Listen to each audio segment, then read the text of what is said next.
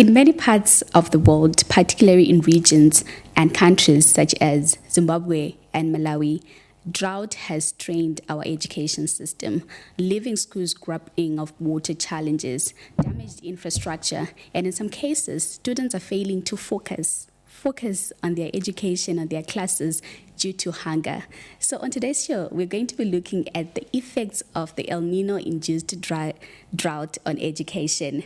Ladies and gentlemen, welcome to the Orange Hub podcast, proudly brought to you by SAYWHAT and supported by the Education Out Loud. My beautiful name is Panashish Batamoto, popularly known as the Dynamite. And joining me on today's show, our beautiful guest. Welcome to the podcast. Thank you. Thank you.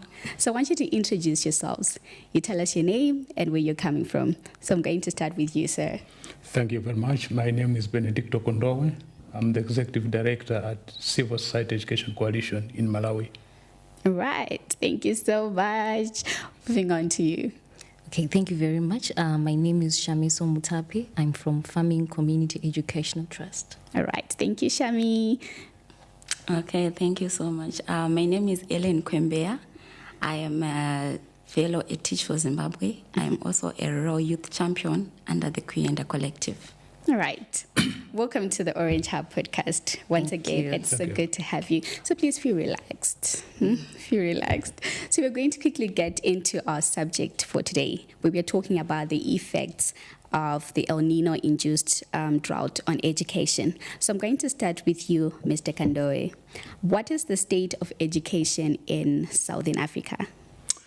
Thank you very much. So the context of education in Southern Africa is a mixed bag. What we have seen on the positive note is increased enrollment in most parts of the region. Based on the World Bank report, it shows that net enrollment increased from around 59% as of 2005 to around 79% as of 2020. And since then, enrollment has increased, which I think is a positive development because it implies that access to education is broadening, which is a good thing. The other issue is that there have also been efforts to promote equity in education.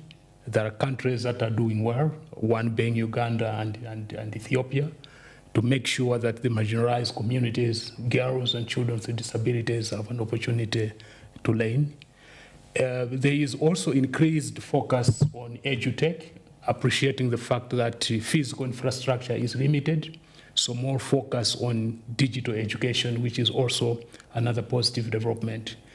Considering that our education system was premised on white-collar jobs and the realization that the job market is shrinking, there is also a bit of a shift on vocational training in terms of hands-on skills to empower the young people. These are some of the things that I believe paints a better picture about the region. However, there are challenges that must also be understood carefully. One being inadequate number of qualified teachers, including the quality. So if you look at the World Bank report, it shows that 34 million pupils learn in crowded or unsafe environment. And I think this is a very serious observation. The other issue is in terms of infrastructure. Infrastructure is also limited and very insufficient. So what I mean is that if infrastructure is inadequate, also if you couple with the quality of teachers, it complicates the problem. The other issue is conflict. Conflict is raging. You talk about Sudan and many parts of the world, Mozambique, among others, that have a direct impact on education. The other issue is that we're still grappling with low completion rate. Currently for Sub-Saharan Africa, we're talking about only 57%, which is serious. And the totality of it all is poor learning poverty, very low learning poverty. We have a learning poverty of around 87% in terms of learners who are able to read and understand simple text at the age of 10. So this is the broader context of education within the region. All right. Thank you so much for that. I think you deserve this. That was amazing. That was profound. So I think education still remains the cornerstone for human liberation. It still remains the catalyst for human development and personal growth, and a beacon for hope for everyone and in the nation, in Africa, in Zimbabwe, in Malawi, in Zambia, wherever. So moving on to Ellen. So what does the El Nino phenomena specifically, how does it specifically contribute to drought conditions, and what are the immediate effects on local communities? Okay, thank you. So the El Nino phenomena, it is as a result of a climate crisis. Mm-hmm. So it causes changes in the weather patterns, resulting in extreme heat waves. We've got prolonged periods without rainfall, so resulting in droughts. So the effects that it has on the communities is that there's food shortages. Because there's no rain, in Africa we rely mainly on farming, on agriculture. So if there's no rain, that means the food supply is shortened. So that means there is hunger. So if a child is coming to school, in as much as we are advocating for free education, if a child is coming to school hungry, then it affects the quality of the education. Just taking a scenario, the teacher is coming to school hungry, the student is coming to school hungry.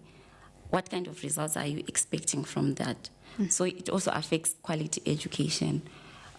So drought also affects a child's rights to access to proper sanitation, even clean water. So it can result in non-communicable diseases such as cholera, and even for the girl child, especially the girl child, if there is no water, that means she has to walk like a long distance just to get water, just to fetch water, as well as menstrual hygiene management. When you are experiencing your menstrual period, you need water. So that, if there's no water, how can you go to school? So it also affects the quality of the education as well. Thank you. All right. Thank you so much, Ellen. So we get deeper into the conversation, right? We're still talking about the effects of the El Nino-induced drought on education. So to you, Shamiso, it's so good to see you. Thank you. All right. So we're going to talk more about the effects of drought on educational institutions, particularly in rural and farming communities. What has been happening? Okay, thank you very much, Dynamite. The presence of a drought means there's going to be poverty. And the poverty that is experienced in rural and farming communities is different from the poverty that is experienced in urban and other elite communities. The intensity of poverty in rural and farming areas is quite is greater than compared to urban and the other elite communities. If there is a drought, it means poverty, and by poverty, I talk about really the lack of even food. People won't even be able to afford getting 3 meals a day. So what it means that we are going to see a lot of we are going to see a lot of children's education being sacrificed. What do I mean by saying that? If there is no food, especially in a rural household, it means that people who mainly survive on subsistence farming really need to take like the whole family to the fields. In the vernacular language, we call it maricho. Like in rural and farming communities of Zimbabwe, if there is a drought, people will have to start doing, I am in lack of the English word for maricho. They take everyone to the fields to start working, to get food for the family. So in that manner, it means that at the time the little girl or the little boy was supposed to be in school, they're supposed to be at the fields together with the mother and the father. So, for instance, if it's supposed to be a one-day job and everyone gets a stake, so if there are 4 people who are in the field, it means that the family will have at least 4 sacks of maize. So that means the family would have alleviated poverty. So that means the children, instead of going to school, now have to go and fend for food for their families. And then the other thing also is that, the girl child is always very unfortunate and vulnerable, especially when it comes to alleviating the poverty in the family. You'd realize that in the farming communities where we come from, there are farm managers, there are farm owners really who are people who are, I would say, noble. They are high status people, don't be Tiguma farming communities. So what would happen in a family is that if one farm owner, farm manager shows interest in a little girl at a certain house, just because they have the power, they have the food, it's not just the money they have, but they have the food. They would just lure the other family member, say to them that, let me take this girl, or it can start informally, the relationship can start informally, but because of the situation that is in the house, they would just end up saying, okay, you can just get her in order for us to get food. Because remember, this is the farmer. They have the maize, means the sads are in the house. They will start getting vegetables and other things that they may not have in their original homes because of the poverty. So thank you. All right, amazing. You guys deserve it.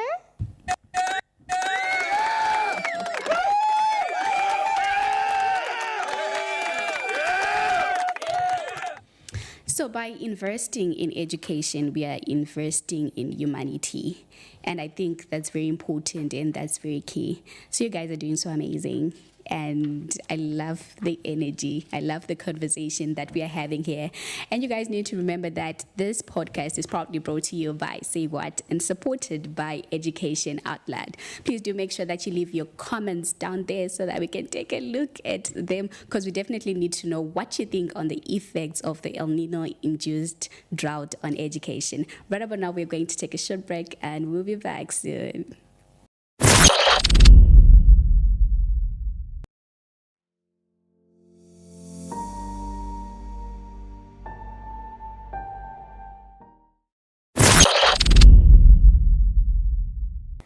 Hello viewers, and welcome back to the Orange Hub podcast. My beautiful name is The Dynamite, and we're still going on with our conversation today. We were talking about the effects of the El Nino-induced drought on education, and I'm here with lovely people. So please do make sure that you continue to write your comments and what you think about the El Nino-induced drought on education, the effects of the drought on education. So moving on with our conversation, Mr. Kandoe, how does the lack of water and food security impact the students' ability to concentrate and perform academically? So the starting point, in my view, is that water is a source of hydration, and so students need to hydrate. Where water is a challenge, it does contribute to dehydration. Food is a source of energy. And so if food is not available to a student would not have energy. The net effect of the lack of both water and food implies that the students cannot focus, cannot concentrate. So even if they're in class, even if a teacher is in front of them, they present themselves to be in another world. So I think that is one issue. The second issue is that lack of water would also lead to other communicable diseases. And these would have a ripple effect on the students. If they fall sick, they lose out. And if they lose out, then the learner outcomes would be affected. So that is another significant effect of lack of water and food insecurity. The other effects is that where food is not available, water is not available, learners cannot go to school, so you'll have a high dropout rate among the students. So I think this issue has to be acknowledged as well. then the net effect of all this is that they contribute towards lower performance outcomes because of perhaps less time being in school, the failure for them to go to school, then these other factors that would also contribute towards the learners not focusing, including the very fact that if these issues are persistent, then students would feel better off to help their family because they have to earn a living. So they may be at school, but after school they'll have nothing to eat at home. So they would opt to support their household in order to earn a living. And in some cases, it would also trigger child labor. Okay. So I think basically having this conversation is a stepping stone to finding sustainable solutions. So in your opinion, Mr. Kandoe, what do you think is probably could be a sustainable solution to all these things that we are talking about? So I think there are a number of interventions that may be considered here. I think the starting point is to look at issues of what we call smart climate education within our schools, so that we'll bring the consciousness about the impact of climate change, not just in the community, but also in the schools, and prepare our learners about the effects, which sometimes are unintended. They are not planned, but they happen. You talk about the issue of floods, among others. But I think what is important is to create resilience.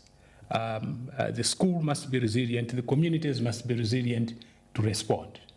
I think this is very important. Then we must also adopt sustainable means of supporting the communities and the schools in terms of access to water and in terms of access to food. I think the issue of use of boreholes, now we have the modern technology that can help to access water from the ground, not always relying on laying. So I think that would also give us a good drive. But above all, I think we also need to have global support, because the effect that most developing countries are faced with are not their own making. There are effects that are triggered by rich countries, because this is where production is very high, and we're on the receiving end. So you would expect the North to contribute significantly towards helping developing countries. Okay. That's profound. I'm loving where this conversation is going. And I'm glad that we have you, Ellen, in the house to also take us through the role or the measures being taken by the local governments and the organization in terms of mitigating the impact of drought on education. Okay, thank you. I think the local council, the local authorities and government, they are playing a critical role in mitigating the effects of climate change with regards to education. Let's take, for example, the disaster risk management. For example, in Mutoko, we can see that the local government, the local authority there, the local council, they are drilling boreholes at schools, because I can't remember the last time we opened taps and water came out of the taps. So they are drilling boreholes in some schools. And also, I think there is also an opportunity. For example, in Mutoko, we've got natural resources like black granite, white granite. We also have gold. So those companies that are mining those natural resources, they can be levied. And then after getting that money, it can be channeled back into the community, maybe for infrastructure, building classroom blocks, buying equipment for laboratories, learning materials, or even supporting the teachers, or even paying fees for the school, for the school students. And also, I think the local community, the local authorities, they can also create platforms for young rural youth, so that they can have a voice with regard to education, policy making, so that their voices are heard, right? Because because it doesn't make sense that policies are made for the youth, but it doesn't not involve the youth. Mm-hmm. So they must create platforms for the youth so that their voices are heard. Okay. So for young people, by young people, with young people. I love that. So moving on, as we come to the end of our discussion, Shamiso, what role does the teachers and the school administrators play in supporting students during these difficult times? Okay, it's very unfortunate that school administrators, teachers, their hands are crippled when it comes to supporting the crisis. Mm-hmm. Why do I say so?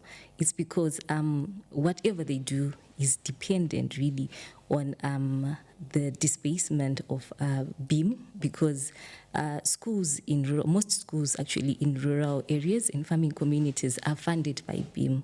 So it would be very, very difficult for administrators and teachers to do anything to alleviate the problem at hand, because whatever they do is based on the disbursement of money from the government. But people who are effective in alleviating the problem here are the communities. Like I would talk about the ongoing program. It's been there for a while. The program of Zundira Mambo. Yes, it's actually done in rural areas where communities come together, they have a piece of land, they grow food. Mm-hmm. Yes. So what is important is for communities to intensify in such projects, grow food in order for our learners to really have food when they are going to school, because really poverty would reduce the attendance of children from school, especially the young girls, because the only option they would have is to get married. Of course, yes, in some communities there are no artisanal minors, but you find that when someone who is good financial power comes through, it means that we will have a lot of our school-going young girls victimized because they don't have money. They want food. They are hungry. So they are left with no option, but they just play along to save themselves and to save their families. So teachers, administrators, there isn't much they can do, but it's actually the communities with the upper hand in solving the problem at hand. All right. Thank you so much, Shamiso. So, most times young people do not want to engage in conversations about climate change and climate action. I don't know why. But because we have you guys today, I want you in one sentence, some catchy words for you to encourage young people to take part in climate change and climate action activities. So I'm going to start with you, Mr. Kandoe. Just say a very short sentence, very short. So investing into the future, investing into the young people starts with recognition of the impact that climate change has in either negatively affecting the future prospects for the young people or indeed distorting the narrative about the future. So it is important that the young people must always remain engaged on matters of climate change. Thank you, Shamiso. Okay, I would want to say that we all have a role to play in matters of climate change, because it affects us and it also will affect the future. Thank you, Ellen. Okay, so I wanted to say that climate change, if you want to see a change, it starts with me, it also starts with you. Beautiful, well done.